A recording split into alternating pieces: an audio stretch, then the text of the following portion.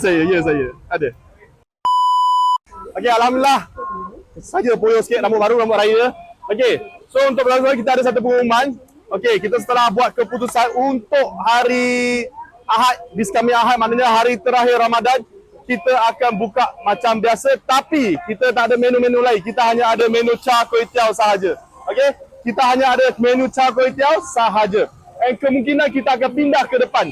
Kita akan pindah ke depan. Siapa yang nak cuba, yang pada datang lebih jauh, yang balik daripada kampung, korang boleh singgah untuk hari terakhir Ramadan. Kita hanya ada char kway teow sahaja. Sama char kway teow geral RM8, kita jual sampai habis, sampai sold out. Okey, kita mungkin tak akan ada di link sini, kita akan ada di link yang first kali, insyaAllah. Alright, itu saja. Jangan lupa tepuk singgah. Assalamualaikum. Bye. Saya. Okey lah. Ya, saya. Ada.